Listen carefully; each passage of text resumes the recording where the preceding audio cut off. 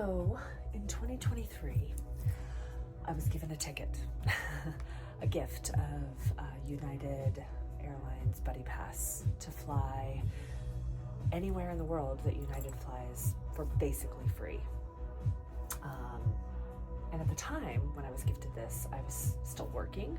I was living in a house in a relationship, and I was living the white picket fence prescribed life, and I was at my wit's fucking end. I was drinking, I was hostessing, drinking alone, like happy hours. I was social. I was very, very social, and I was living the dream. Everyone wanted to come to my house. They loved coming by and sitting out back. I had set up the most amazing space, and it was inviting and open and receptive and warm and welcoming and fun. And I was dying inside. On August 7th of 2022, I got a journal, gift from one of my good friends, Tanya, and the first page opens up as like, I miss me, I miss my essence. I think I've lost my essence. I'm scared. I've lost myself. I don't even know what intuition is, and I've lost it. I'm second guessing myself all the time. I just feel like I'm treading water, and I'm not as happy as I know I can be. And I knew somewhere deep down inside, I knew it was the wine. I mean, I knew it, and I just did not want to face that. I didn't want that to be because then what? Like, I was like, then I don't hang out with my friends, and then I have to call myself, like, why don't you drink anymore, Melissa? Like, did you have a problem? And then I'd have to, like, talk about, well, I would have to answer to people, and then I would lose more worth and like my validation, and then I probably would lose my friends, and so I struggled. I struggled, and I was suffering. And so when this sabbatical started to become more of a reality, deep down inside, I was like, I'm gonna give up. I'm gonna go, and I'm gonna go traverse the world. I'm gonna party. I'm gonna have a good time. I'm gonna have my Julia Roberts Eat, Pray, Love, and I did get my Eat, Pray, Love. I got my Eat, Pray, Love. But I knew somewhere deep down in there that I was like, maybe I can give up drinking. Maybe I can change my life, change my mindset, change my view, and that I just won't want alcohol anymore. And fast forward, I'm there. Got exactly what I wanted. I don't even think about it. I don't want it. I don't desire it. I don't crave it. I don't mind it, but I certainly don't put myself in any positions where I'm around people who are drinking excessively. And excessively just means, like, once it gets to the tipping point of, like, there's repeating, right? There's the repeating, and then there might be the slurring in it, and alcohol's doing its job. It's doing its job. Like, that's what it is made to do. And I did not know that. I just thought, oh shit, it's affecting me differently. And like, well, why am I like now too buzzed? Like, I just wanted to have a good time, and oh shit, they over there, like, fuck, and like, we're all managing like this, trying to like equalize, like, this is fun, this is supposed to be fun, this is supposed to be like happy hour and like fun, and meanwhile we're all managing, like, did I get too drunk last night? Did I do something that I didn't mean to do? Did I say something? Shit. And now I kind of feel like shit, and I'm worried, and I'm adding more panic and stress to my life. And now I feel like shit. And somewhere deep down I was like, I don't crave it. Like, I'm not having shakes, I'm not having jitters, I'm not craving this. But some switch would flip by like 2 or 3 o'clock in the afternoon, and I'd be like, well, who's up for happy hour? It's been a rough day, right? Like, let's, like, if I have a light at the end of the tunnel, I can make these last 3 or 4 hours, and then I can manage all the other things. I can manage dinner, and I can manage the kids, and like, it'll just be fun in here. It'll be fun in here. And And I was not alone. I was not alone. Like, I was not alone. But really why I'm here today is to share with everyone the journey that I've been on. And I had to isolate myself for quite some time, uh, unbeknownst to me. And part of me knew, part of me was begrudgingly digging in my heels. Like, I still want to have my old life and I want to do this new thing. But if I do this new thing, I have to manage it just correctly so that I'm successful, because my friends already think I'm crazy. They already are a little worried. I can see the terror in their eyes. They're like, what are you doing? You're no longer following the rules. And I couldn't explain myself. I was like, so I'd rather just be alone in my own thoughts. And turns out that's the best, the best medicine is to get really clear with yourself, to get really in touch with who you are. Like, I needed to strip away all of that bullshit. And it took me, I didn't stop drinking until October. I stopped once in July. I did a mushroom ceremony one-on-one with my good friend and amazing woman, Sasha Starseed. uh, yeah, I mean, the magical things that came about that day and that then tendrilled out into my life for the next many, well, still. That was July 7th of 2023. And I stopped drinking for a week. And in that week, the most powerful things, like epiphanies, came to me.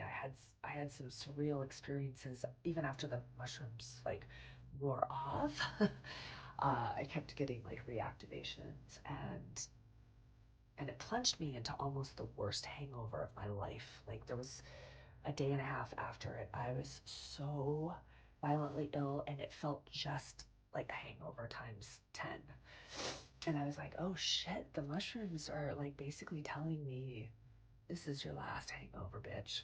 And I didn't get hangovers anymore like that, like every once in a while I would be, you know, not functioning for the morning or whatever. I don't know. I would drag, right? I drag. And quite frankly, I was in a fucking fog and a haze all the time.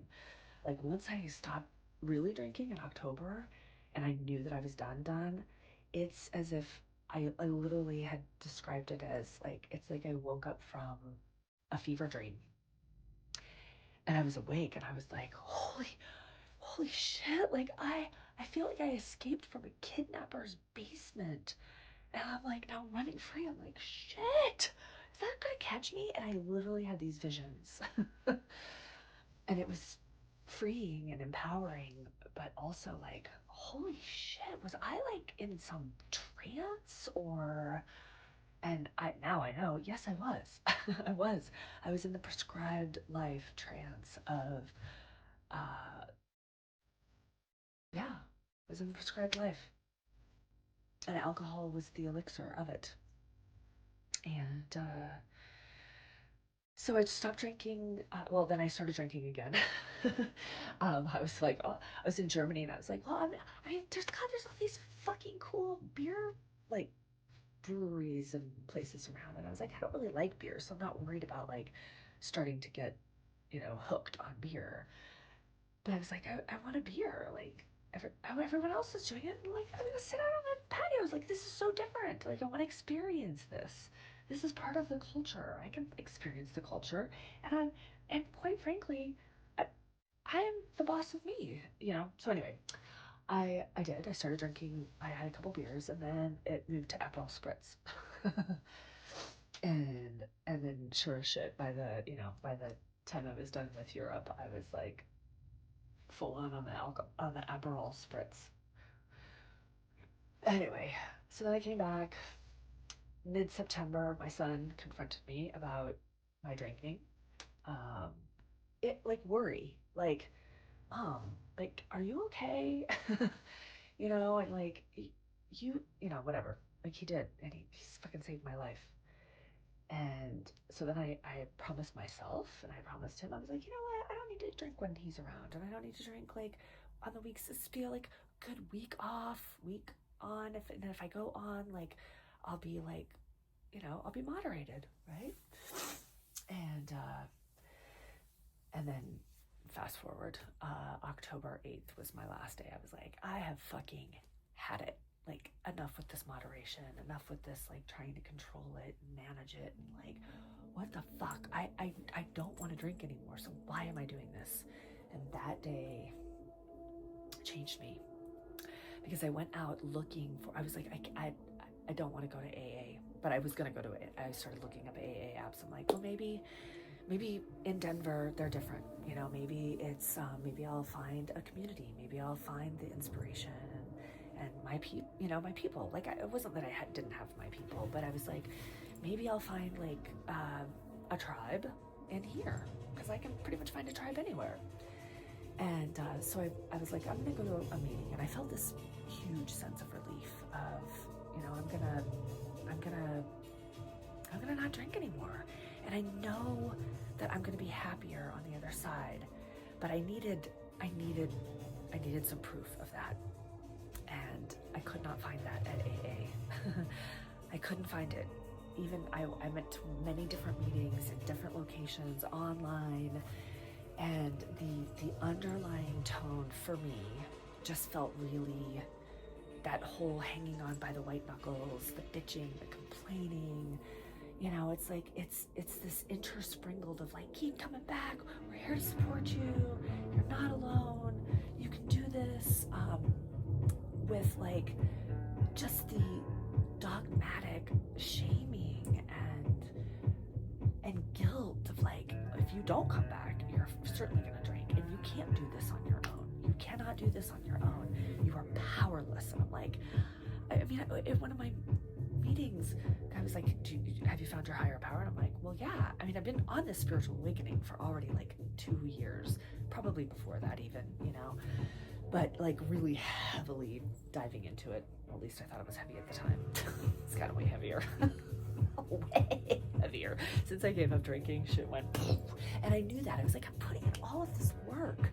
I'm doing all of this work, like self-care. I'm like, I'm journaling, I'm like exercising, I'm putting good things into my body, I'm reading, I'm seeking consciousness, awareness, awakenedness, and connectedness, and I knew without alcohol that I knew that alcohol was blocking me. And so I went out on YouTube and I started looking. I was like, I know there's a bunch of celebrities that don't drink anymore, so let me go see if I can find some testimonials of their stories, to kind of motivate me, see what they're saying, like, let's see how good their lives are, because they're in the spotlight, like they're in the party scene, like, and if they could do it, like, I sure as shit could do it, right? Like, because I'm in the party scene too, and like, let me just see how they're doing it. And so I went out to try to find, and I found a few. I found some, of course, right? But I was looking for more. Like, I wanted to, like, tell their story. Like, and there was some, like, Ben Affleck, and my the one that did it for me was Drew Barrymore. She was on a podcast with 2 women, and I don't remember the name of the podcast, but she said exactly what I needed to hear in that moment. And it was like, so like, no frills, no like nonchalant, like, I just don't drink anymore. I don't run a program. I'm not into sobriety, or I'm not sober, or something like that, and I'm like, yes, because I believe that plant medicines and psychedelics are very fucking good for us. And I knew that at the time. I'd already been delving into the psychedelic space for a few years, and I have a whole theory about what psychedelics were telling me about the alcohol, and I'll talk about that some other time. But even that, like, I guess I'm going to go back to the very beginning, and what held me back. Once I stopped drinking, I knew I was already building Journey Couture and creating spaces, sets and settings for journey space, for journeying, for expanding your mind to create conscious connection. Like, setting is everything. Like, these walls, a couple weeks ago were bare white, just start lighting in here. That's it. And look, they're like, I need some vibes. Like, this makes me feel cozy and connected. and I was working with what I had. These are old Journey Couture materials that I had left over, and I'm like, I could use those to create my space. Anyway, I was terrified to show the world who I was, what I was becoming, what my fantastical fantasy daydreaming ideas were. Because I was like, oh my God, I'm gonna be outcast. I'm gonna be alone and destitute. The crazy old lady who went on some midlife crisis, eat, pray, love, and now she's gone. I was terrified. So I was trying to, have one foot on the gas and one foot on the brakes, one foot in this world and one foot in the deep end, and it was tearing me apart. But I needed to go through all of that to get where I am today, so that I can be the inspiration that I was looking for. I'm willing to put my life and my story, what has worked, what hasn't worked, and there's going to be people. There are people out there who I know will resonate with this, and that I'm being the bottleneck when my fear and my lack of my own self-confidence and worth was holding me back from sharing this story. I'm being the bottleneck to journey out of the bottle. Like putting a cork in it and just every now and again opening it up and like letting it whiff out, and like it's gotta be perfect, it's gotta be just right, it's gotta be professional, it's gotta be buttoned up, it's gotta be, I spent all this money on coaching certification, and I gotta have newsletters and updates and calls to action and live calls and freebies, and I was like, oh my God, I can't do it. I am crazy, I can't do that. So I'm doing it differently. I'm following my heart, I'm following my sacral, I'm actually integrating and living all of these things that I've been learning about, and being like, oh my God, look at them, look how great they are. I listen to them all the time. Oh, where'd they go? And I've stopped watching others on YouTube and podcasting for the past 2 months, because I'm like, it's time for me to listen to me. It's time for me to listen to me and to really just stop with all the bullshit of like trying to make my program equally or better than others. I have to do this in my own way. I am out trying to integrate Ladihan into the world and bring that, steward that practice of following your intuition. And meanwhile, I'm like, my intuition is telling me to do some crazy things. And I listen, I followed them, right? Like, but it's telling me to let go and just be this unadulterated, unabashed, authentic me. Do it in my way, and fuck the program. Fuck the dogmatic ways of being in the old way of doing things. It wasn't working. It's not working. It's not going to work in the future.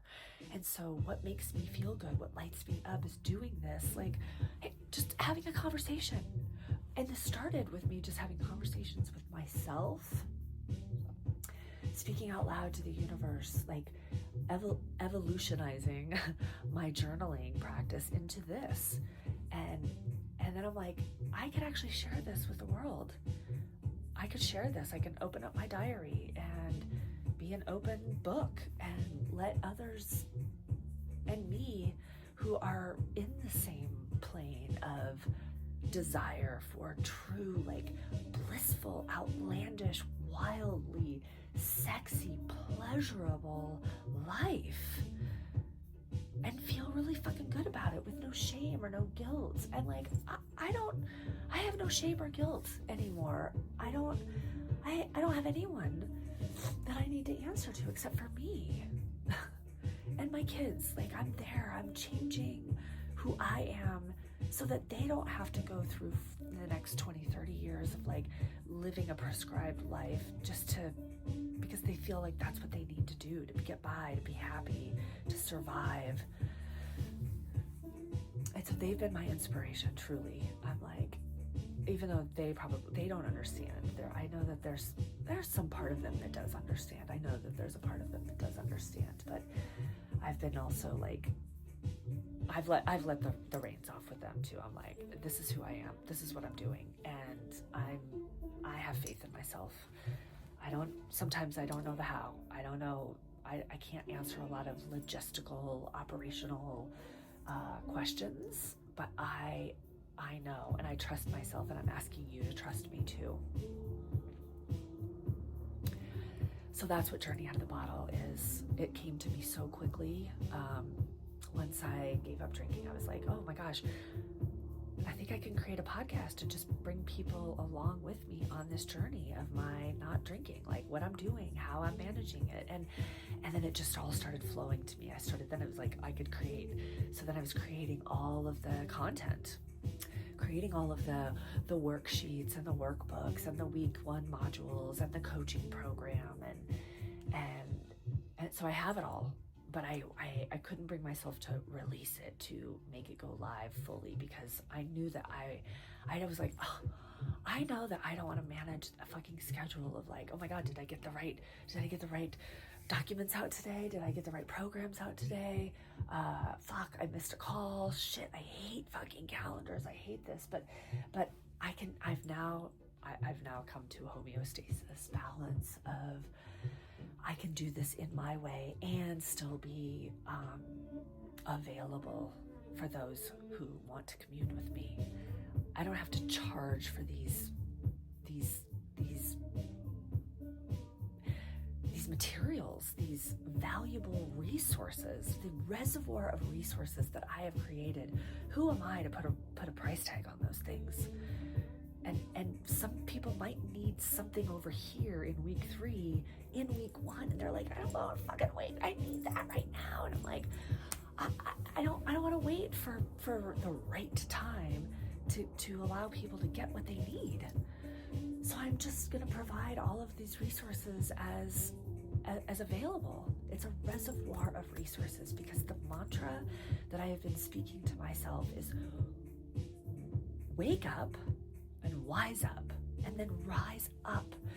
And wising up is going out and finding the people that you resonate with, finding the ones that motivate you, that inspire you, that lift you up, that give you grace and love and compassion, not shame and guilt and labels and do's and don'ts and rules and steps and hanging on by your white knuckles. Like, no.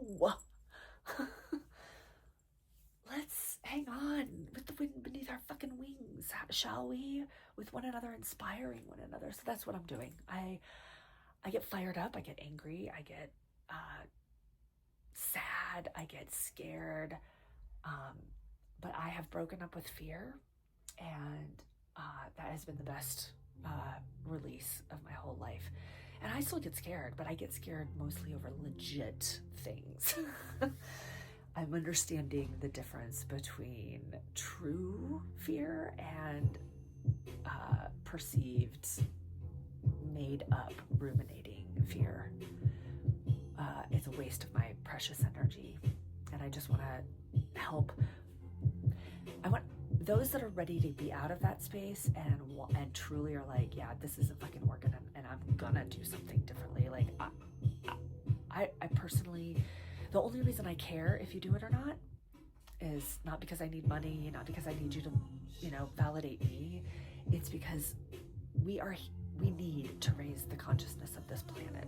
And my goal is to get it to 11% in the next 3 months. I'm like, oh, one person, and every time someone is starting to show up differently, you see it, you feel it. You're like, oh, they're doing something different. I kind of want to be doing something different. So you start watching, and it ripples out. So one person, then 2, then 3, then 5, then 10, then 1,000, and every one of us is responsible for advocating for ourselves, advocating for this planet, advocating for a better life. Because if you don't do it, I don't do it. Like, we are the change makers. It's not, our children certainly are, but if we are the change makers, the here and now is when it's happening. So I'm just going to be on here as much as possible, available as much as possible. And if I said last year, if I can just help one person, last year I thought it was just women. It's not. It is the feminine and the masculine collective. All right, I guess that's it for now. I must get on with my day. I've got a lot of exciting things going on. Lots of exciting things. LiVing in the park tonight. LiVing in the park on Wednesday morning, and as many LiVings as I can possibly do. And I'm just doing them donation based. And I'm going back to Costa Rica. So, yeah, I'm going to the jungle, and I'm going to invite some friends. But friends and people that I know are radically self-reliant, that they're not going to be whining and complaining when it's raining, or a monkey's trying to break into their room, or, oh, the electricity's out, oh, my Wi-Fi's not working. Like, no fucking sparkle ponies allowed up in there. Like, is every man, woman for themselves, because it's no fucking joke. And it's a beautiful fucking experience. You know who you are when you come out of that jungle and you've survived. But we're not going to just survive out there. We're not healing. We're not talking about all the things that other people are doing that make us sad and that upset us. Like, no, none of that. We're not doing that. I mean, you can do that, but don't come down there and do it with me, because it's not allowed. What is allowed is, okay, some shit has gone wrong, and I am the only one that can fix that. No one else is going to change their narcissistic, alcoholic, poor behavior to make you happy. So you can come to the jungle and find out who you are.